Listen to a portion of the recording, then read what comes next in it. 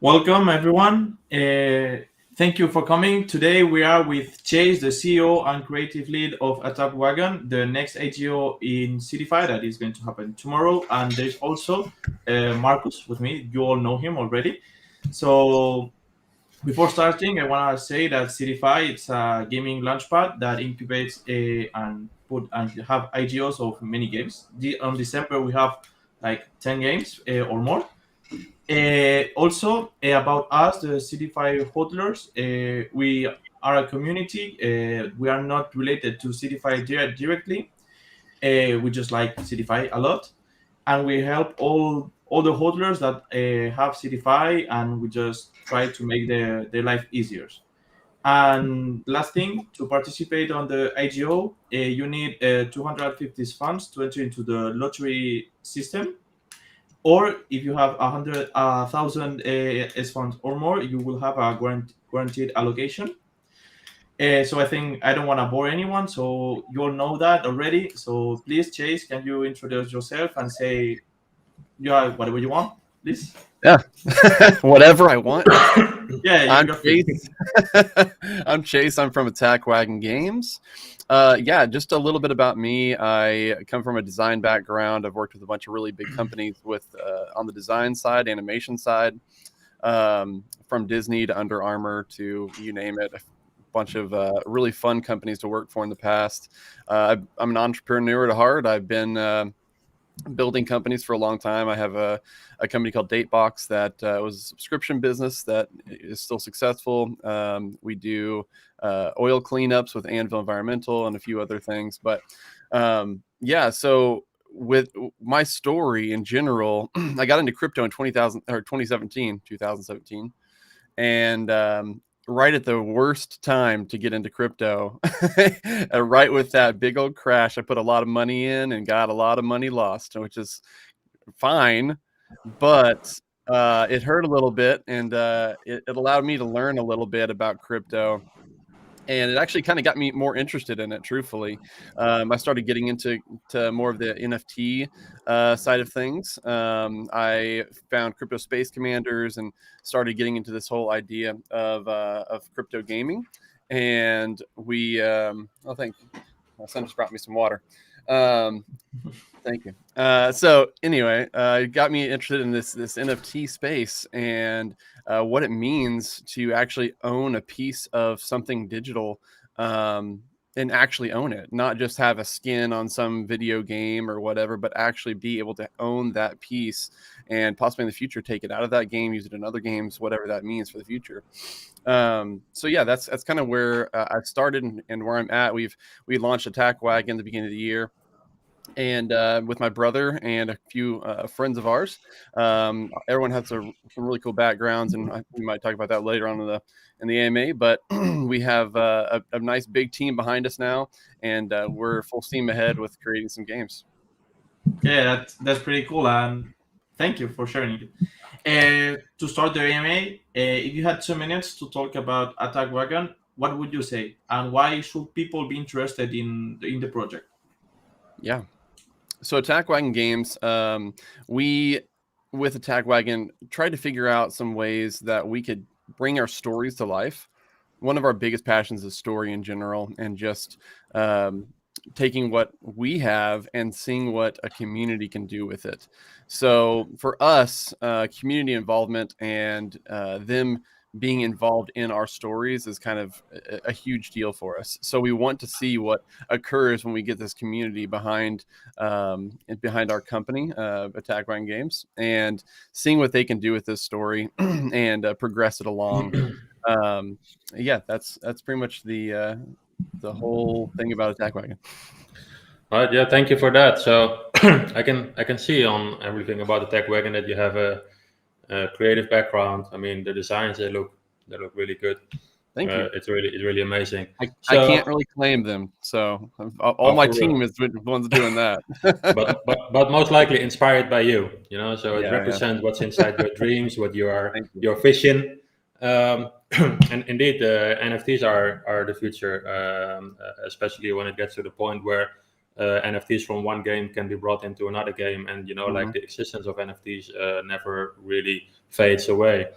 So when you look at Attack Wagon, what would you say that you guys have that other games don't have, just to differentiate a bit?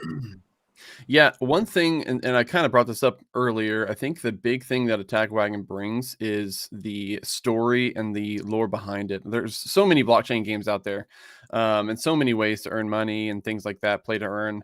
But there's really not a whole lot of ways to really get immersed in these worlds that you're playing in. There's some very front facing stories, and it's pretty basic. But what we want to do is bring these big worlds to life, places you can actually discover new things, places you can actually learn a lot more about new characters and new places, and actually really enjoy being involved in the world rather than just playing just to make some money. Oh, okay, that's cool. I read on your website that I'm gonna literally say what it said. Attack Wagon is a blockchain game studio creating unique worlds, picking them full of meaty lore, and then smothering them in delicious artwork. Can you explain what kind of games you plan to create, or what kind of players you try to attract? Yeah, that's a great question, actually. So we currently have 2 games in the timeline. Our first game, ScrapGuilds, is a space shooter game, but it's also multiplayer. You scour the universe trying to discover more things with quests and stories, but also go around and collect scrap and sell that scrap for money. So the whole point is to get out there and, of course, not die and bring back that scrap to make some money. So essentially, it's a space shooter game. The next game we have on the lineup is an RTS called Spell Cartel. And that's kind of our big vision game, where essentially this is kind of ScrapGuilds is a test of that economy and how everything will work for our future games. So with that, yeah, our next game is Spell Cartel, which is a more fantasy based game. Okay, thank you. Oh, okay, thanks for that. So Freaking question. I just realized there's a 2-part question. What kind of players are we trying to attract? Yes. Yes. Okay. So players that we're trying to attract are twofold, really. We do have a lot of marketing people that have worked in the actual video game industry.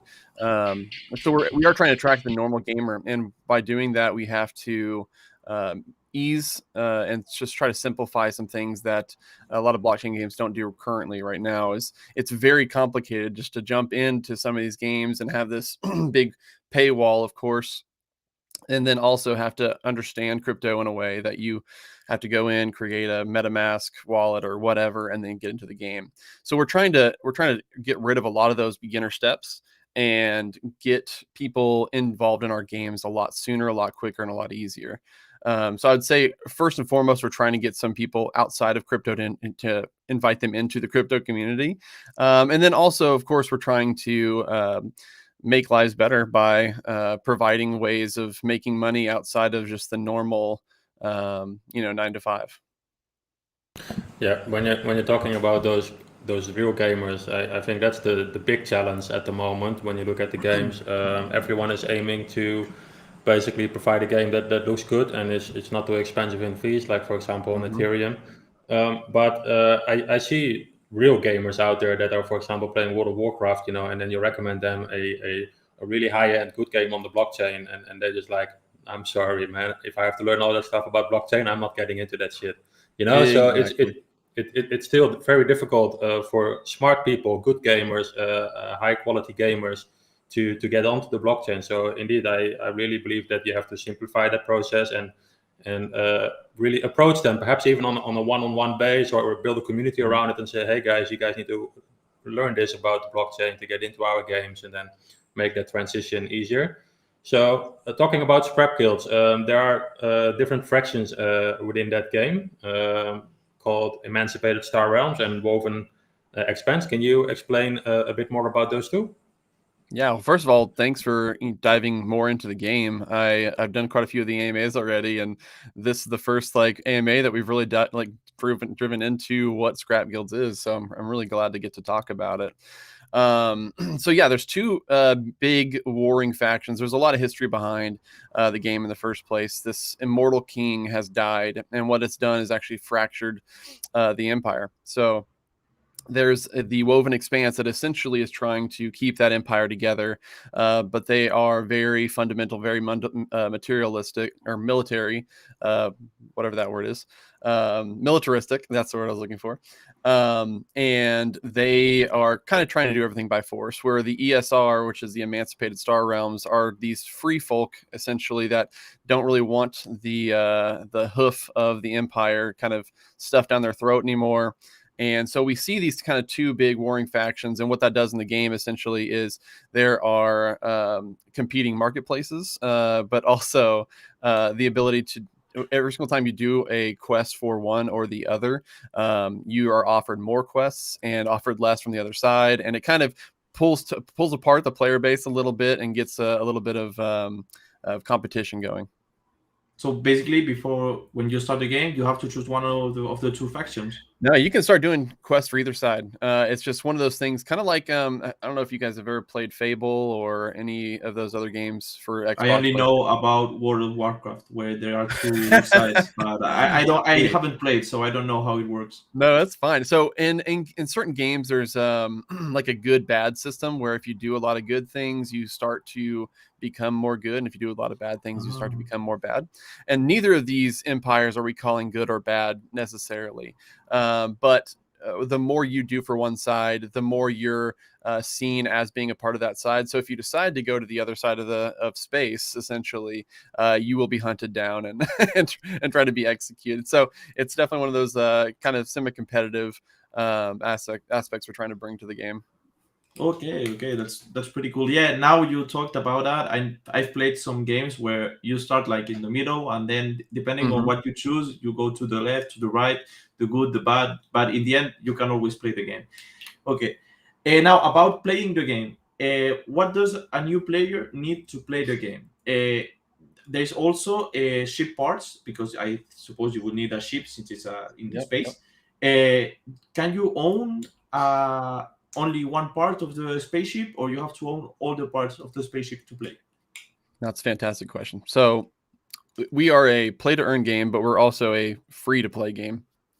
What that means is essentially we're trying to get rid of that big paywall that a lot of blockchain games have, where you have to go in and spend, $50 to $1,000, depending on what the game is, to get started. We don't want that. We want the value of these parts to come from people actually grinding away and playing the game and showing that work. And the work is what creates the valuable parts. So what we're doing is we're actually giving everyone a completely free ship with all free parts. And as they play the game, they are upgrading these parts from common all the way to legendary. And so whenever you see these legendary parts, these are parts that people have really worked hard in order to make. So it makes the value of that part just a lot greater than a basic common part. Okay.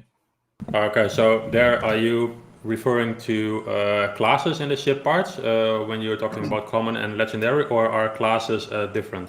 Classes a little different. So imagine classes are like the car manufacturers. Essentially, it's like GM versus, I don't even know, another car manufacturer, Volvo. Yeah, okay, so like Audi against Mercedes or something like yeah, that. yeah, exactly. So the classes, when it comes to the classes, there's about 10 different classes, and they're all made by different manufacturers, and they all have kind of different stats and things like that are also varied. We use Chainlink for a lot of that stuff, but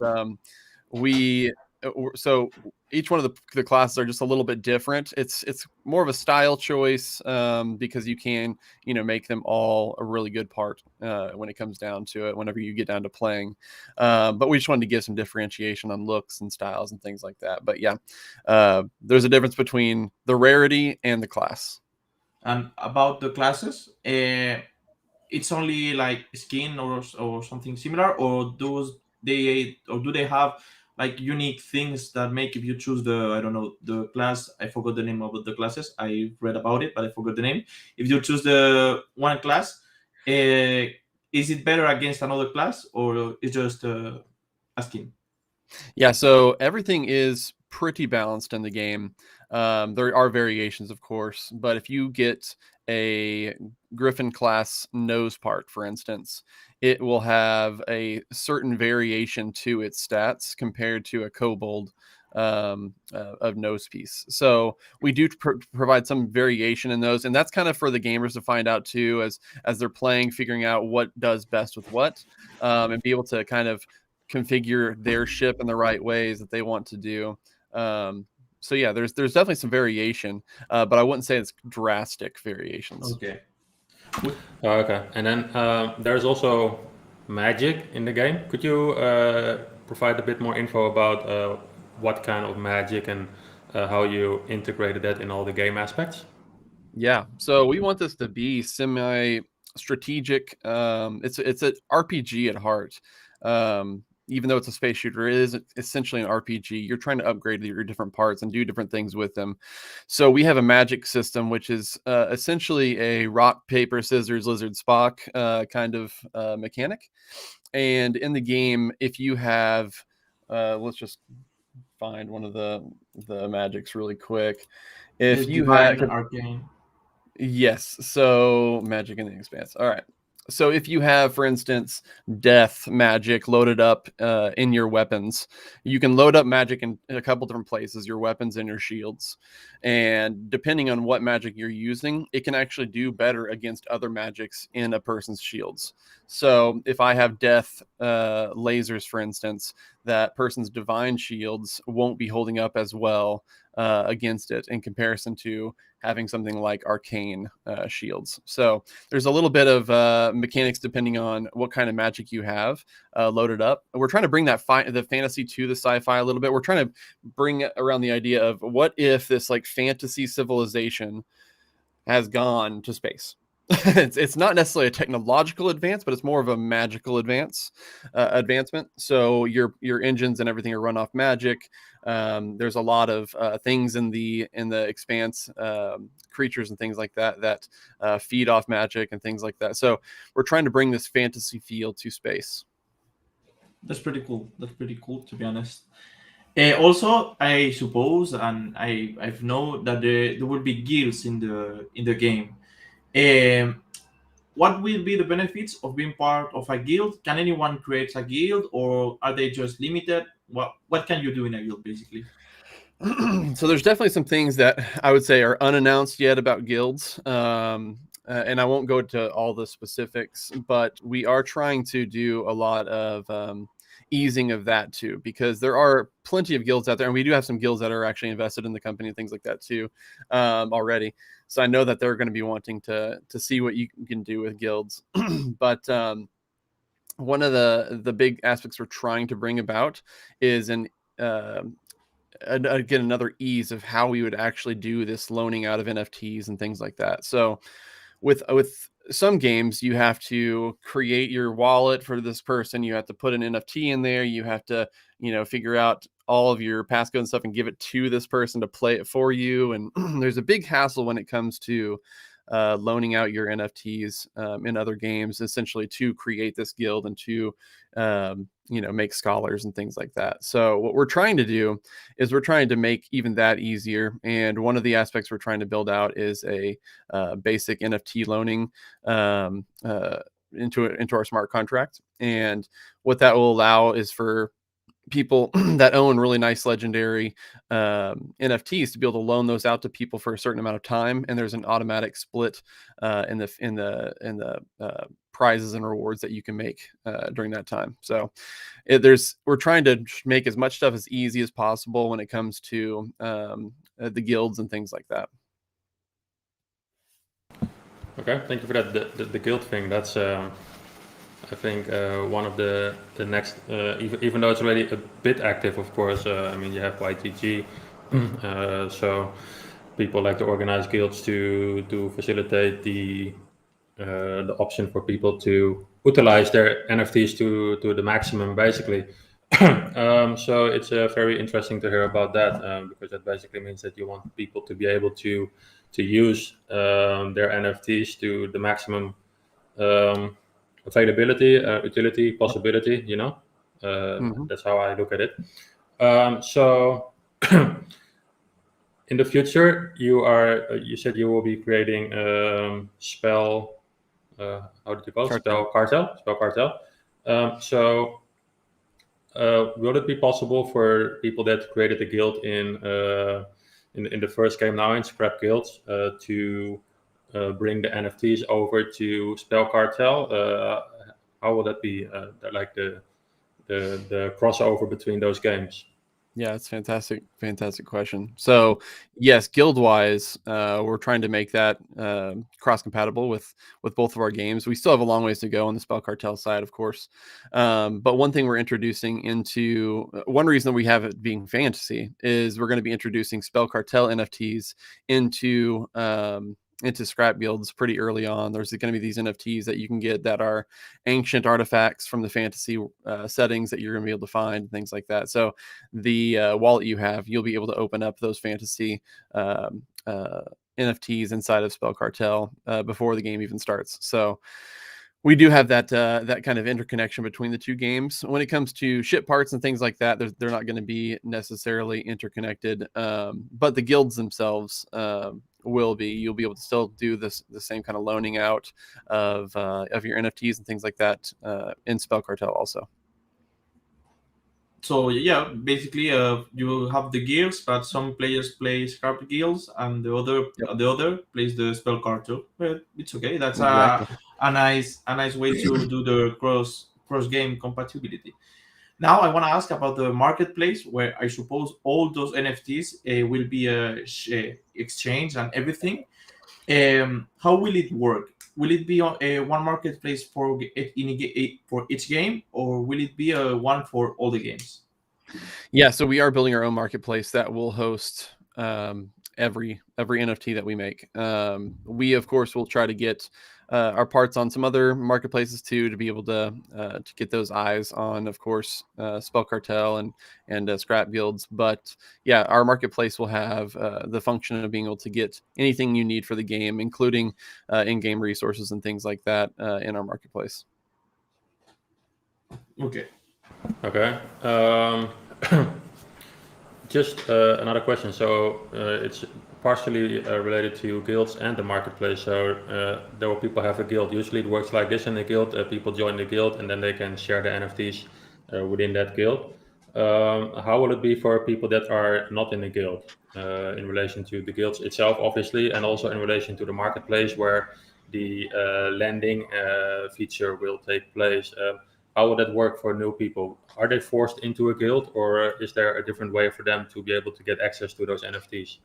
Yeah, so one part of the marketplace that it's not necessarily yet announced yet because we're still trying to figure out everything, is the idea that we will have a almost like a rental area, so people can get in and not be overwhelmed by the amount of things that people are already trying to sell in the marketplace, but they'll be able to also go in there and look for options for NFTs to rent, and that won't be guild specific. So you'll be able to rent out your stuff to pretty much anybody. The guild is more of like just people wanting to play together rather than specific for money making sources. For just for what you just said, will there be any benefits to renting to someone from your guild, or is just like you said, just to play with friends?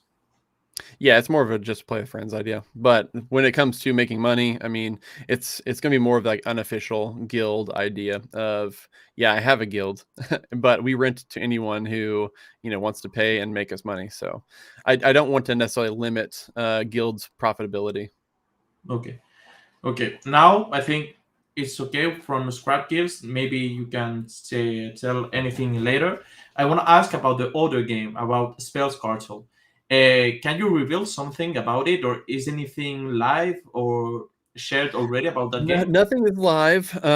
So with Spell Cartel, it was a game that we actually originally started with, but as we began development and as we got further and further, we realized that it was going to be something we were going to have a lot more resources for. And it's going to take a little bit longer to build and generate than something like ScrapGuilds. So with Spell Cartel, yeah, we did shelve it. However, that is our next project that we're still right now in the more ideation phase. We have a lot of artwork already generated for it.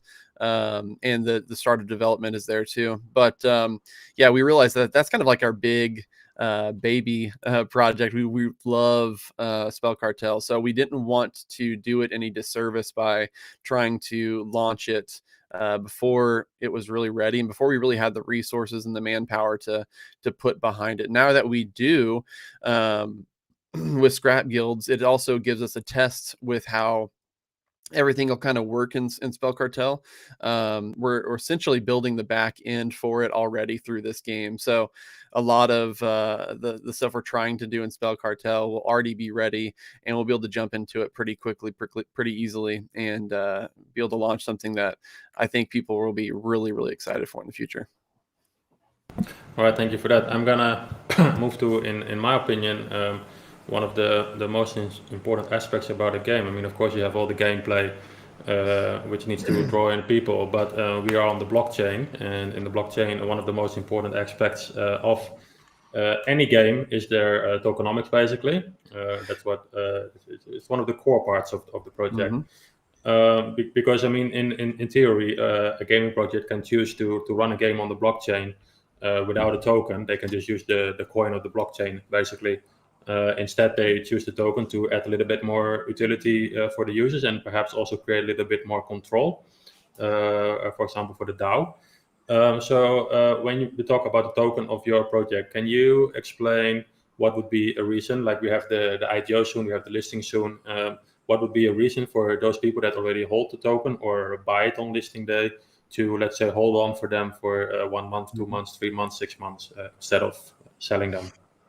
Yeah, that's a fantastic question. So one of the big things that, of course, ATK is our governance token. In the future, it will be the governance token for pretty much anything we're trying to create.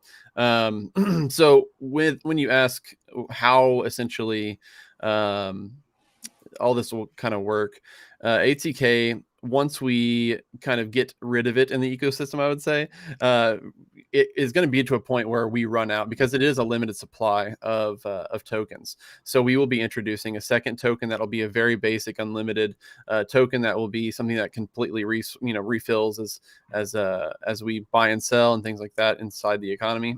But the ATK token will always be used for buying our NFTs. That's going to be one thing that you're always going to be able to do with ATK. It's kind of we would rather that be something that is used for those specific things. So ATK will kind of be the main buying power throughout the economy and throughout the game itself, where we bring in a second thing to be more for the basic buying and selling of in-game resources and just some basic funding at a later point once we get a little bit lower on the ATK side. So once it's out, once we're a lot lower on it, the value of it will be a lot more because it's going to be a lot harder to come by. And of course, the governance side of it with the creation of our DAO is going to be a big deal too. So. Okay, thank you for clarifying everything. I think now we can go ahead with the community questions. Sebastian will put it on the bottom, like you will be able to see it here. Okay, now Sebastian asked, where do you see Attack Wagon a few years later? What are the future plans? Oh, that's fantastic. Thanks, Sebastian. Yeah, so the future definitely looks like a lot bigger of a team.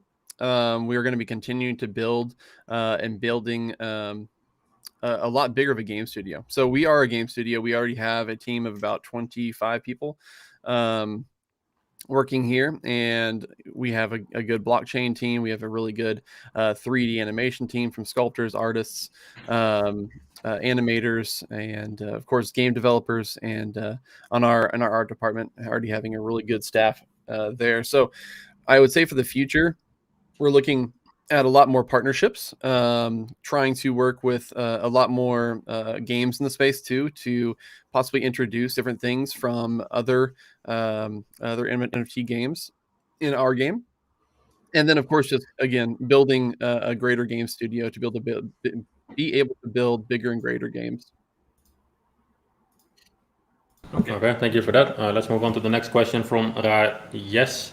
Don't you think utilizing a single token can create economic irregularities in your future games? We have seen it. I think you already kind of mentioned That's that you. exactly what I'm glad that question came up, because that's what what the plans for the token are. We're trying to essentially at the beginning here get our governance token out into holders' hands, so that when it comes to the future, that other token can continue to replenish itself, but a lot of what ATK does will be a lot more powerful. Yeah. Okay, Alejandro asked, "What do you offer that will make players play Scrap Gears instead of CS:GO or any other shooter?" I suppose he want to say, how will you make the players from those games play the shooter in the blockchain? Yeah, truthfully, more than anything, what we're trying to bring is that story, and we're trying to bring players into that story together. So whenever they get bored with CS:GO, they will be able to find something that is more longer lasting and enjoyable for the long term.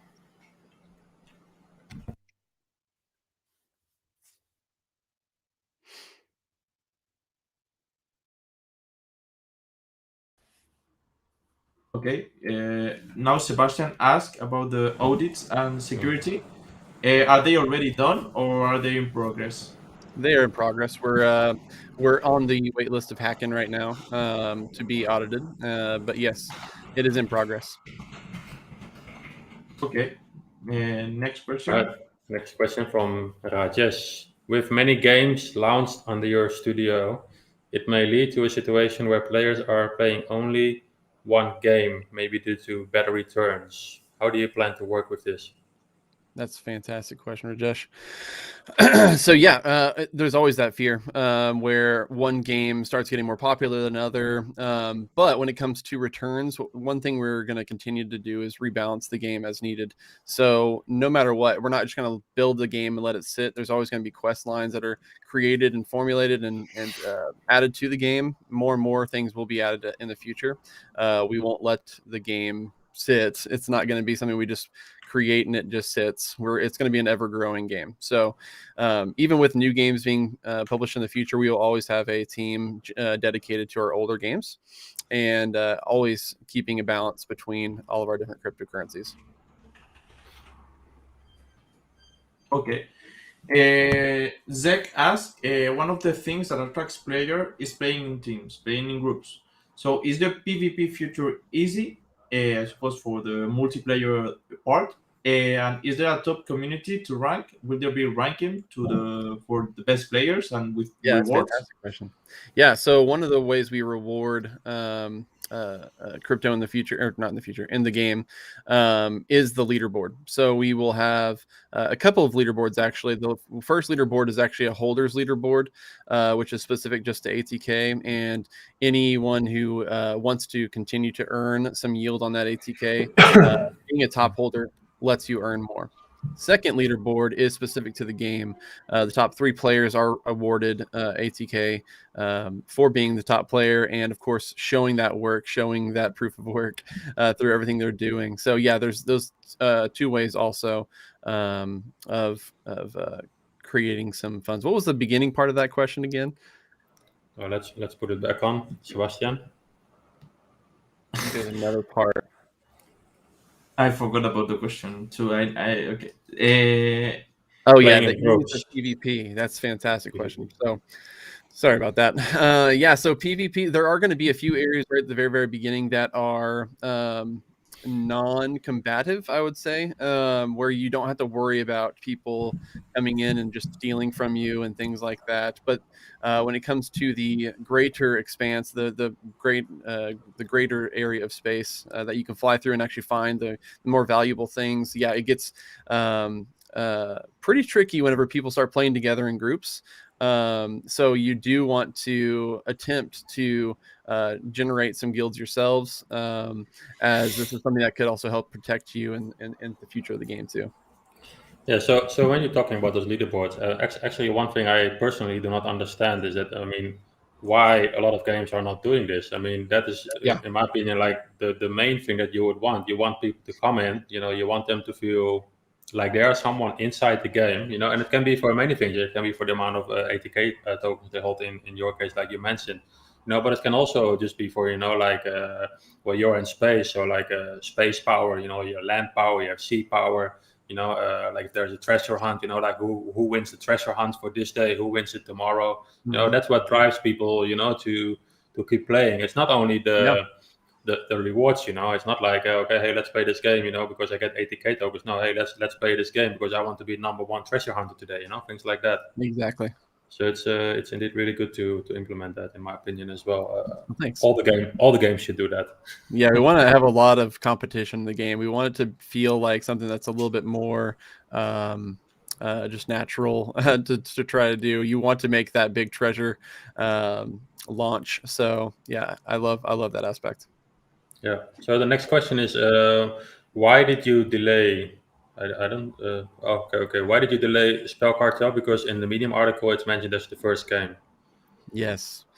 Yeah, we kind of mentioned it already. And the Medium article came out, pretty early on. When we were first starting. But yeah, the big reason is because it's a bigger game. And we needed a lot more bodies behind it, and we didn't want to do it a disservice by just trying to crank out some game that we thought was cool, and it just wasn't as good and polished as it could have been. So now that we have a bigger team behind us, and we will continue to get a bigger team, we'll be able to accomplish a lot bigger things like that game. Okay. There is any question? Anne asked that currently many players are interested mainly in the game's graphics. Does the team have any plans to develop graphics? I suppose he or she means about books or comics or something similar. Does the team plan to work with any other game studios? No. So we are a game studio, and like I said, we're going to continue to bring on more and more talent as we raise money and continue to push forward. With that, we have some amazing talent already on the team. So we have released a trailer that shows off a little bit of our pre-alpha footage. Again, it's pre-alpha, so it's pretty early on, graphics and things like that, where we still have a lot of polishing to do, of course, and we haven't even reached alpha stage yet. But you can kind of get a glimpse of it there on our YouTube channel, and check it out. Well, that sounds good. Let's do one more question, I'd say, if there's still someone creative enough. Okay, last question for tonight, or perhaps second last question if someone still asks another one. From Antran. Currently, the game mainly attracts investors in the crypto community. Very true. So to attract new players to the game, does the meta team have any plans yet? No, it's a fantastic question too. Yeah, so one of the main people we're scouting and things like that are people specifically from the gaming world, the normal gaming world, not the crypto gaming world, but the normal gamers world, where they're used to setting up big booths at PAX and different gaming events. Because one of the big things we are going to try to do is reach out to normal gamers and not just crypto gamers. So yes, when it comes to the future, the main things we're scouting are people that have been involved in that gaming world for a long time, and it will allow us to be able to step into those events and those networks that will help us push our face in front of a lot more normal gamers. Yeah, that sounds good. All right, last question, George. Okay, so what's your major revenue stream for your studio? Because building games take a lot of money. Agreed. It takes a whole lot of money. So one thing's, of course, we've already done a public or private raise for about $2 million. So we already have some money behind us to get started. We also have a few big sales coming. Of course, an NFT sale, but one of the biggest things that we're super excited about is our land sale that will be NFTs that will allow you to actually profit in a passive way in the game. So we'll be selling off these NFTs that are land plots for our game Scrap Guilds, and you'll be able to earn a 3% fee on pretty much anything that ever happens in the marketplace. So as people buy and sell in the marketplace, these fees are generated and split evenly among all the landowners. So if you own one plot, then you'll earn just the same as anyone else that has one plot.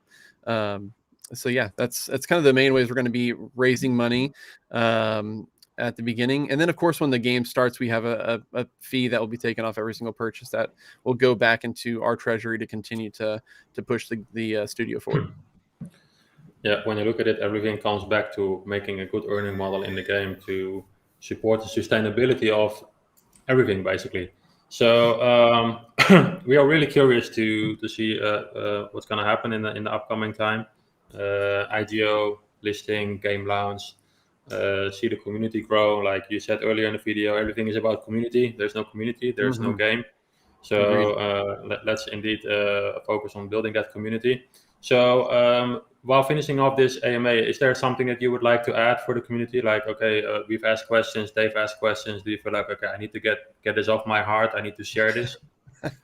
No, the main thing is we IDO tomorrow. So for us to be able to continue pushing forward, we need to make all these fundraisings actual successful. So anyway, tomorrow is our IDO. If you guys want to join us with Seedify, we really would appreciate it. And yeah, thank you guys so much for letting me talk a little bit about the game. I really appreciate being able to actually dive into that a little bit.